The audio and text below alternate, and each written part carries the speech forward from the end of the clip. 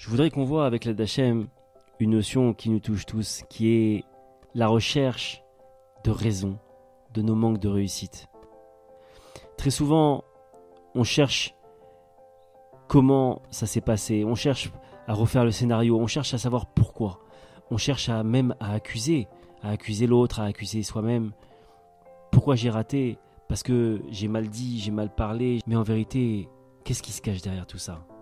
Il faut comprendre que c'est juste Hachem qui est derrière tout ça. Souvenez-vous, Enod Milevado, il n'y a rien d'autre que lui. Savoir que, aussi, ce manque de réussite, c'est un cadeau d'Hachem. Pourquoi c'est un cadeau d'Hachem? Parce que finalement, si j'avais réussi sans Hachem, alors finalement, qu'est-ce que je serais aujourd'hui? Je suis en train de me vanter et de croire que j'existe sans Hachem, que je peux réussir sans Hachem. Chas v'shalom. En vérité, Hachem, il nous met des obstacles, il nous met des manques de réussite, tout simplement pour qu'on se tourne vers lui, pour qu'on le prie, pour qu'on se connecte à lui. C'est une façon extrêmement puissante de nous connecter. Et il faut comprendre que Enod Milevado, il n'y a que lui, et que tout ce qu'il fait, c'est pour notre bien.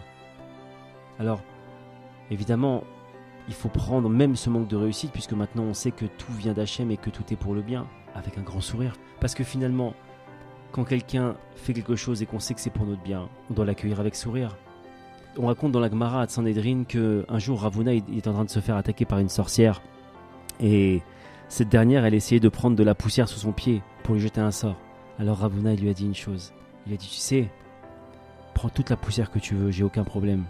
Sache que si Hachem il a décidé que tu me touches pas avec ton sort, tu me toucheras jamais. Même si tu es à 2 cm de moi, même si tu es à côté de moi, tu pourras pas me toucher. Parce que Hachem, quand il veut, il fait réussir, et quand il veut pas, il fait pas réussir. Alors mes amis, il faut comprendre une chose et mettre en place une chose.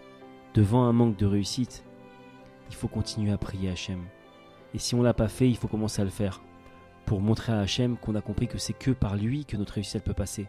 Que c'est que par lui que tout peut réussir.